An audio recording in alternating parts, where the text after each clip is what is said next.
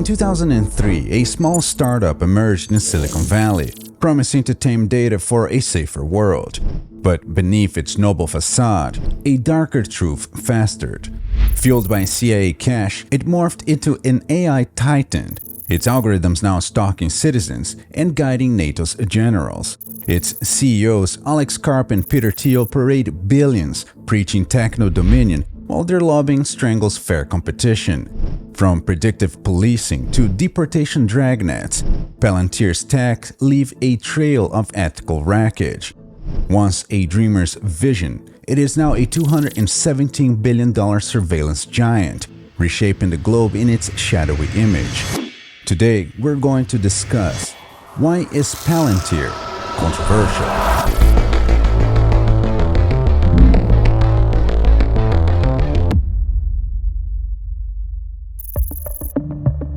Palantir wasn't just a scrappy startup.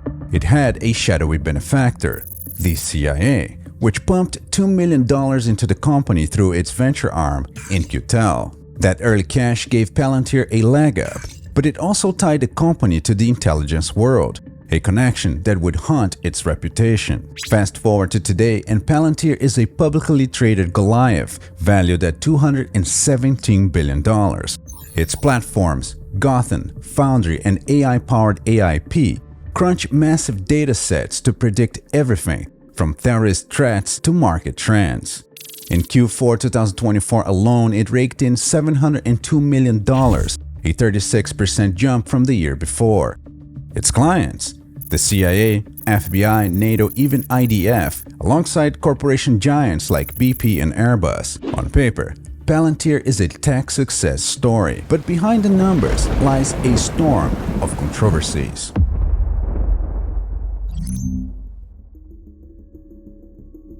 Let's start with how Palantir lands its deals, because this is where the gossips of favoritism begins. The company has secured $2.5 billion in federal contracts, including a $100 million Army deal for 2025. But it's not just about building great tech. Palantir plays the Washington game like a pro. Back in 2010, it spent $300,000 on lobbying. By 2015, that number jumped to $1.3 million. Lawmakers like John McCain pushed the Pentagon to adopt Palantir's tech, and when the Army hesitated, they sued in 2016, claiming bias toward old-school systems. The result? An $800 million intelligence contract. Critics cry foul, pointing to Peter Thiel's political ties, donating $10 million to the GOP and CIA causes. Supporters argue Palantir's tech is unmatched, pointing to its role in counterterrorism, but the perception of a rigged system lingers, casting Palantir as a sinister player in the defense tech world. And what about their products? Why are they at the heart of the ethical storm? First up is Gotham, a platform built for intelligence agencies. It's like a digital dragnet pulling in data from social media, driver license, even DNA to track people. Sounds like a crime fighter's dream, but here's the catch. Gotham-powered predictive policing programs, like the LAPD's Laser Initiative, which helped drop crime rate by 26% for a decade, was scraped in 2019 aimed cries of racial bias. Then there's Foundry, which sounds friendly, helping businesses like airlines streamline operations, but it also runs ICE's investigative case management system, logging data on unaccompanied minors and aiding deportations. And don't forget AIP, the AI platform predicting military targets, including for the IDF. Palantir insists its software has privacy safeguards and serves critical needs, like helping locate Osama bin Laden. But critics see a darker truth. Opaque algorithms with little accountability handed to clients with immense power. When Palantir took over Project Maven, a Pentagon AI program Google dropped over ethical concerns, as if Google is a very ethical company, the backlash only grew. These products don't just analyze data, they weaponize it, cementing Palantir's image as a surveillance giant. But the story wouldn't be complete without its larger-than-life leaders, starting with Alex Karp. He's a billionaire CEO who wields a Tai Chi sword, calls himself a progressive, and yet cozies up to the Pentagon with deals like the $178 million Army Titan contract. His contradictions are maddening. Karp donates to the Democrats like Biden and Harris, but his friendships with Trump backer Peter Thiel raises eyebrows. On X, users call him a hypocrite elitist, and his rhetoric doesn't help.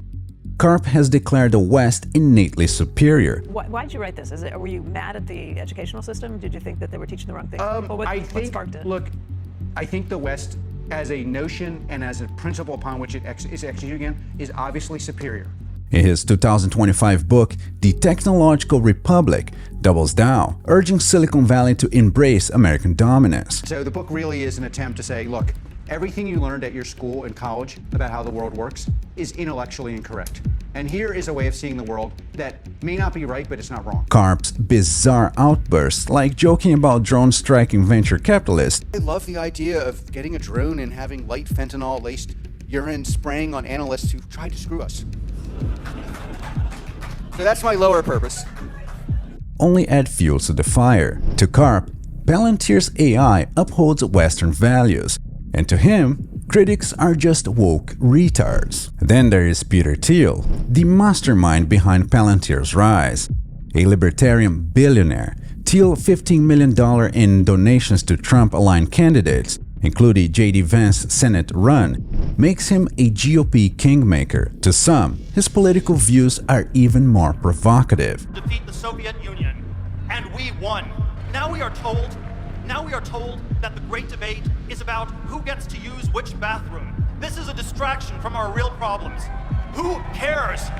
Thiel's influence helped Palantir secure Pentagon contracts, and his role in its CIA-backed origins fuels accusation he's building an AI empire for elite control. His 2025 Meritocracy Fellowship, paying high schoolers to skip college, is slammed as a ploy to mold loyal tech army. Add in his creepy ventures, like funding blood transfusions for anti-aging and ties to surveillance firms like Clearview AI, and it's easy to see why some people see him as a Bond villain. Thiel claims AI will save Western civilization, but his actions suggest a darker agenda, steering Palantir's militarized tech while preaching techno-utopianism. So why is Palantir controversial? Well, it's not just one thing, it's the whole story. A company born with CIA backing, now a $217 billion titan, wielding AI that tracks, predicts, and targets with extreme accuracy. Its leaders, Karp and Thiel, are brilliant but divisive. Their political ties and provocative views amplify distrust. Its products from Gotham to AIP promise security but risk abuse, sparking debates over surveillance and human rights. And its knack for lending massive government contracts fuels accusations of cronyism. Palantir defenders see a tech powerhouse saving lives. Its critics see a surveillance monster profiting off power.